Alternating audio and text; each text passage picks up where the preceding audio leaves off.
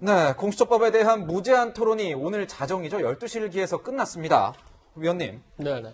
마지막 주말이었어요. 이제 본회의장 보니까 아니 뭐 한 명은 계속 나와서 얘기는 하는데 텅텅 비었더라고요. 이러면은 뭐 필리버스터 의미가 있는 겁니까?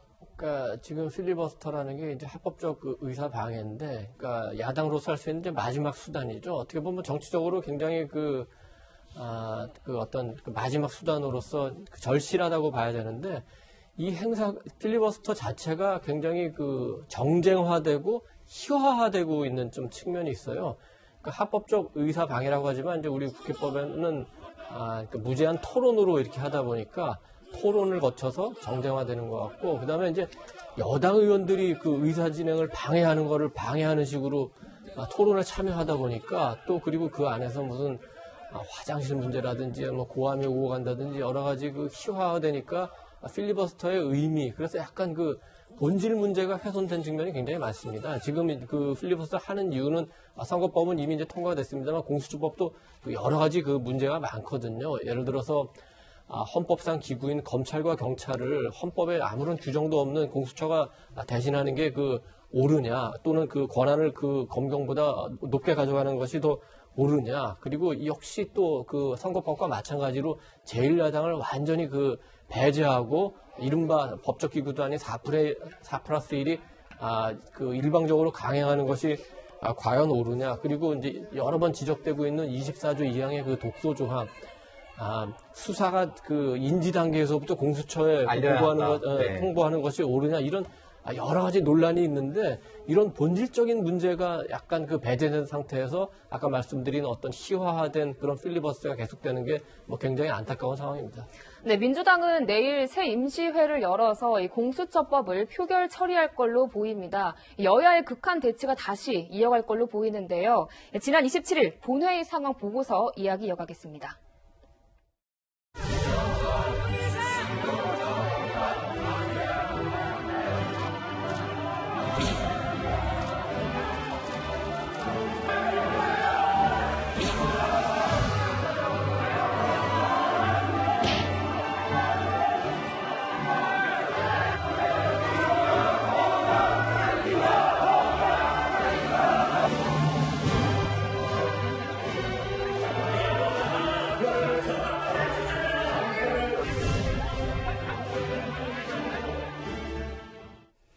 네, 변호사님 보니까 이은재 의원이 문희상 의장 막 팔꿈치를 이렇게 치기도 하고, 어떻게 보면 이제 국회 선진화법이 시행된 이후로 이제 처음으로 이제 이런 동물국회 모습이 다시 재현된 것 같은데, 형사 책임 논란 있을까요? 근데 뭐 저거 이제 팔꿈치 친 거 엄격하게 하면 교과서상으로는 폭력이 맞는데, 네.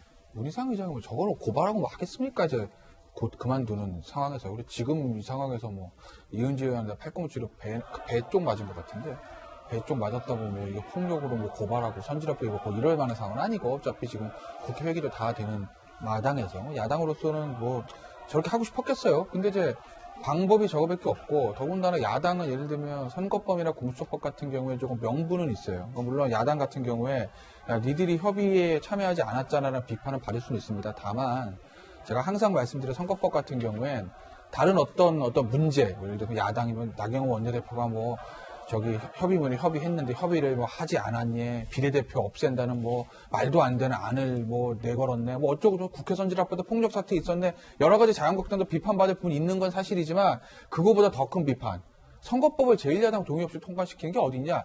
이 비판적 이 명제를 이길 수 있는 건 아무것도 없습니다. 네. 공수처법도 마찬가지예요. 이제 국가의 제도거든요. 단순히 뭐 종부세를 만들어서 세율을 올리고 이런 문제가 아니라, 이거는 국가의 형사사법 체계라고요. 어떻게 보면 형사사법은 아니라 거의 헌법적인 개헌 사항이라고 봐도 무방할 정도의 형사사법 제도의 큰 틀의 변화인데, 이걸 제1야당의 협의 없이 그냥 밀어붙인다? 아직 통과된 건 아니지만, 더군다나 앞서 좀 잠깐 얘기 나왔지만 그 보고 의무, 공수처한테 뭐든지 쉽게 얘기하면 검찰의 인지 사건에 공수처에 보고해야 된다는 그 보고 의무 조항은 들어가는 과정 자체로도 문제가 있습니다. 그거 4+1 협의체에서 밀실에서 박모 의원이 그냥 집어넣었다고 언론 보도 나오잖아요. 아무런 그거에 대한 법사위나 무슨 관련 본회의에서 토의나 협의가 없었던 건 아니겠습니까? 글쎄요. 촛불 정부를 자유만한 정부와 여당에서 이런 것들이 이렇게 독단적으로 밀어붙여 되는 것인지 저는 심각한 의문이 좀 생기면 제 머릿속에. 네, 저도 지금 계속 화면에 나오는 그 영상을 보고 있는데 정말 대단하네요. 이 문 의장의 그 공중 부양 모습까지도 나왔었습니다. 이제 화면에 보시면 문 의장은 의장석에 앉은 다음에 이런 자주 섞인 푸념도 했습니다. 문희상이는 하루에도 12번씩 요새 죽습니다. 네, 이미 죽었어요. 헛개비만 남고 알맹이는 다 없어졌어요. 네. 저기 평론가님 네. 보면 이제 뭐 헛개비만 남았다, 알맹이는 없다. 근데 이거 한국당에서는 이제 국회의장이 회기를 정하지 않고 이렇게 독단적으로 하는 게 문제가 아니냐 이렇게 좀 지적을 하고 있어요. 이게 국회법 위반이고 불법 아니냐 이렇게 지적을 하는데. 글쎄, 뭐 해석의 여지가 좀 있어 보입니다. 그렇지만 분명한 것은 이게 역사와 국민 앞에 나쁜 선례가 된다는 것은 분명해 보입니다. 아까 뭐 하루에 12번 죽는다 이렇게 말씀하셨는데 하루에 12번 죽는 거는 중요하지 않아요. 역사에서 죽는 게 훨씬 더 중요한 겁니다. 근데 이것이 지금 그 논란의 여지는 있지만 이런 나쁜 선례가 여야 공수가 바뀌었을 때 또 어떻게 악용될지를 생각한다면 사실은 그 좋은 선례를 쌓아가는 그것이 훨씬 더 중요하다고 하겠죠. 제가 볼 때는. 아까 이도훈 의원님께서 말씀을 해주셨지만 공수처법의 내용에는 저는 사실은 큰 문제가 없다고 봅니다. 심지어 24조 2도 그 내용상으로는 저는 큰 문제는 없다고 봐요. 그렇지만 굉장히 큰 문제가 있는 게 뭐냐면 국회법 절차상으로 이거는 하자가 좀 있어 보인다는 겁니다. 왜냐하면 국회는 철저하게 상임위 중심주의로 기능을 하게 돼 있거든요. 근데 소위와 상임위에서 충분히 토론이 되지 않은 것들이 수정안으로 들어올 수 있느냐. 이거는 국회의 상임위 중심주의를 사실상 무력화시키는 것과 다름이 없고요. 또 하나는 원안에 그 긴밀한 관계가 있는 것만을 수정안에서 수정을 해라. 이렇게 지금 돼 있거든요. 근데 그것을 열어주는 조항이 있습니다. 열어주는 조항이 뭐냐면 이게 긴밀하지 않더라도 교섭단체 간의 합의, 이건 협의도 아닙니다. 합의가 있는 경우에는 수정할 수 있다. 이렇게 돼 있어요. 그러면은 그 조항을 왜 넣어놨겠습니까? 그러니까 이게 신설 조항을 집어넣으려면 교섭단체 간 합의를 해라. 이런 취지입니다. 이게 취지가. 교섭단체면은 자유한국당, 민주당, 그렇죠. 뭐 바른미래당 이렇게 예, 되지 세 않겠습니까? 단체가 이제 되는 건데 그런 차원에서 볼 때 저는 지금 민주당이 24조 2 정도는요. 조금 안타깝더라도 뒤로 미루어서 처리를 하는 것이 맞다. 저는 이렇게 봅니다. 예. 네, 위원님. 네네. 지금 뭐 선거법 같은 경우에는 결국 통과가 되긴 했지만 이 공수처법 같은 경우에는 아까 평론가님도 말씀해 주셨지만 이 4+1 협의체 내에서도 내부 반발이 있다고 알려지고 있거든요. 이탈표가 나올 가능성 좀 어떻게 보시나요? 선거법도 이제 그 4+1 의원들이 166명인데 그 찬성이 156명 나왔으니까 네. 10명이 이제 뭐 반대한 거 아니냐 이제 이런 해석이 나왔죠. 근데 3명은 이제 민주당 의원 추미애 그 법무장관 후보 등이 못 나와서 3명이 7명이 이제 찍지 않았는데 물론 눈길은 갑니다. 박주선, 김동철, 그다음에 뭐 황중 의원 이런 분들이 포함되는데 또 마침 이분들이 아마도 공수처 법안에 대해서 이제 공개적으로 반대를 표명했기 때문에 혹시 공수처에 그 반대하는 의원이 더 많이 나오지 않느냐 이런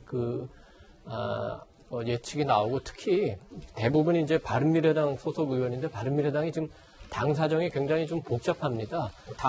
당권파와 비당권파가 또 나눠져 있지 그렇습니다. 않겠습니까? 4+1 내에는 지금 이제 바른미래당 내 손학규 대표를 중심으로 한 그 당권파들이 참여하고 있는데 지금 그 당내에서 호남 의원들은 손학규 대표가 만약에 물러나게 되면 대한신당하고 어떻게 호남을 기반으로 한 새로운 정당을 만들겠다. 또 당권파 내에서도 그 손학규 대표가 물러나면은 당권을 잡겠다. 또는 이제 안철수 대표가 들어오면 안철수 대표를 중심으로 하겠다. 의견이 다 각각 다르기 때문에 공수처법 그 통과 관련해서 이미 선거법은 통과됐기 때문에 만약에 공수처법이 부결이 되면은 그 4+1 그 법년에 굉장히 큰 그 정치적 흔들림이 있기 때문에 이런 거를 염두에 두고 일부에서는 좀 흔들어 보자 이런 생각을 할 가능성이 있습니다. 그런 차원에서 이제 부결론이 나오는데 전체적으로 그 표를 계산해 보면은 민주당에서도 뭐 이탈표가 나와야 되는데 거기도 물론 그 안에도 조응천, 뭐 금태섭 이렇게 검사 출신 의원들이 다른 생각을 할 수 있지만 지금 내년 4월 총선을 앞두고 그 공천이 걸리는 상황이기 때문에 그렇게 쉽사리 반기를 드는 게 뭐 쉬워 보이지는 않는 상황입니다. 그래서 전반적으로는 그 통과하는 쪽에 약간 무게를 더 두는 것이 옳은 것 같습니다. 네. 그 변호사님 보면은 방금도 말씀해 주셨는데 조응천 의원이나 금태섭 의원 같은 경우에는 검찰 출신 아니겠습니까? 네. 같은 법조인으로 보였을 때 뭐 이런 법안이 올라오면 어떻게 계속 반대할 수 있을까요? 오늘 보니까 이인영 원내대표는 또 이렇게 당 내부를 잡겠다고 또 이렇게 기자회견도 하고 하는 것 같더라고요. 당 내부를 잡을 수 있는 강력한 무게가 있잖아요. 공천. 이거 아니겠습니까? 의원들한테 공천이 제일 중요하니까. 조응천 의원하고 금태섭 의원이 어떻게 할지 저는 궁금해요. 근데 본인 원래 소신대로면 반대표 던지는 게 맞죠. 최소한 기권. 왜냐하면 공개적으로 이거 문제가 있다가 얘기한 거 아니겠어요. 금태섭은 예전부터. 근데 이제 두 사람 다 사실은 친문 핵심은 아니죠. 쉽게 말하면은 뭐 여러 가지 의정 활동의 이런 과정에 있어서 당 지도부의 방침하고 반대되는 행위들, 반대되는 어떤 입장들을 많이 밝혔어요. 어떻게 보면 저는 그게 선진화된 국회 모습이라고 봅니다. 의원 한 사람 한 사람이 국가기관인데 개인의 소신이 있어야지 무슨 뭐 청와대가 이런 왼쪽으로 가란다고 당지도가 왼쪽으로 가란다고 무조건 오하고 왼쪽으로 가고 그 영혼 없는 국회의원 아니겠어요? 그러니까 그거보다 본인들의 소신이 있는 조응천 의원이나 금태섭 의원이 그 의견에 제가 동의하고 말고는 둘째 문제고 저는 굉장히 높이 평가하는데 다만 이제 공천이 달려있기 때문에 과연 정말 반대표를 던질지 기권을 할지 그건 좀 지켜봐야 되는 거지만 저는 개인적으로 아마 두 사람 기권하지 않을까 싶어요. 예, 뭐 그렇게 보이는 거고 글쎄요. 이제 표결하면 여러 가지 이제 변수들은 있겠죠. 민주당 내에서는 반란표가 나오기 쉽지 않을 겁니다. 이게 뭐 예를 들어서 자유한국당 그 표결 방식을 과반 찬성으로 해서 무기명으로 바꾸지 않는 이상 민주당 내에서는 공천 문제 때문에 반란표가 나오기 쉽지 않을 건데 다만 이제 바른미래당이나 이쪽에서 어느 정도 반란표가 나와주는지가 결국 관건이 되는 거 아니겠어요? 네, 평론가님. 네. 뭐 민주당 앞으로도 임시국회 회기 뭐 3, 4일씩 나눠서 이렇게 쪼개는 깍두기 전략을 한다는 입장이던데 한국당은 여기에 좀 대응할 수 있는 방법이 있을까요? 아니, 지금 뭐 가장 그 극렬하게 그 이해관계가 얽히는 선거법도 못 막았는데 뭐 다른 거를 뭐 막을 수 있겠습니까? 못 막죠. 근데 아까도 제가 얘기했지만 이게 국회에 좋은 선례가 자꾸 쌓여가야 되는 거거든요. 왜냐하면 국회라는 것이 국민 갈등의 일종의 버퍼존이에요. 그러니까 협의하고 합의를 네. 해야 되는데 이게 거의 쿠셔닝을 해야 되는데 이게 계속 아니라 국회가 나오는 더 이제 선과 악, 너와 나 뭐 이런 식으로 이분법적으로 갈라지는 양상이 자꾸 돼서 그게 이제 우려가 되는데요. 저는 권은희 의원 수정안에 대해서 좀 약간 기대를 해봅니다. 왜 기대를 하냐면 일단 기본적으로 그 민주당과 4+1 수정안이 올려지잖아요. 근데 그게 올려졌을 때 대안이 없으면 이걸 부결시키기가 어려워요. 근데 권은희 수정안이 올라왔잖아요. 그러면 사람들이 민주당 안보다는 못하지만 이 안 정도면은 괜찮겠다라고 느끼는 사람은요. 민주당 안을 부결시키면서 권은희 안을 통과시킬 수도 저는 있지 않을까. 그렇게 된다면 조금 약간 양쪽의 의견들을 약간 수렴하는 형태로 되기 때문에 좀 향후 며칠간 그런 고민들이 굉장히 이어지지 않을까 이렇게 좀 기대에 섞인 전망을 해봅니다. 하나만 추가로 말씀드리면 이제 민주당 지금 올라오는 백혜련 안하고 권은희 안에 여러 가지 차이인데 결정적인 차이가 뭐냐면 지금 원안 백혜련 안이라고 하죠. 그건 뭐냐면 쉽게 말씀하면 대통령 공수처 그냥 2명 위원 추천위에서 올라온 사람 중에 임명하면 끝입니다. 근데 권은희 안은 국회 동의가 있어야 돼요. 국회 동의. 네, 그러면은 이제 공수처에 대해서 여러 가지 비판하는 것 중에 가장 큰 것 중에 하나가 야 대통령 직속부대 만드는 거 아니야? 왜? 대통령 임명하니까 이 공수처장을 얘기거든요. 대통령이 임명하니까. 네, 이 얘기거든요. 그런데 이제 백혜련 안 같은 경우는 어찌됐든 간에 국회 동의가 필요한 사항이기 때문에 그러면 야 이게 이제 대통령의 직속부대라는 비판은 조금 피해갈 수는 있죠.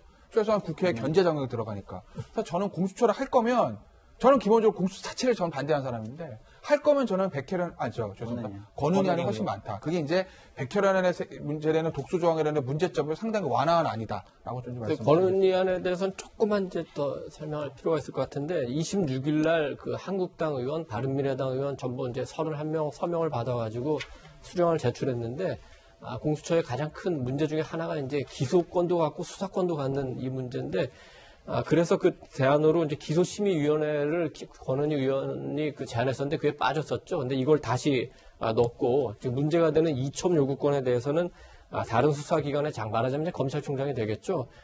필요하다고 판단된 경우에 뭐 그렇게 한다는 부분이 들어가 있고 또 공수처의 수사 범위를 공직자의 모든 범죄에서 몇 가지로 한정을 했습니다. 그래서 만약에 이 공수처법안이 원안대로 통과된다 하더라도 예를 들면은 만약에 2022년 대통령 선거에서 정권이 바뀌면은 이거는 민주당의 공수처가 아니라 자유한국당의 공수처가 될 가능성도 있거든요. 그리고 그럼 거기서 만약에 이번 정권에 악용되면 다음 정권에도 악용되는 거고 또 그때 가면은 법이 바뀌어서 공수처가 또 사라질 가능성도 있습니다. 그러니까 현재로서는 가장 합리적인 아닌 그 권은희 수정안에 대해서 다시 한번 민주당이 고민해보기 바랍니다.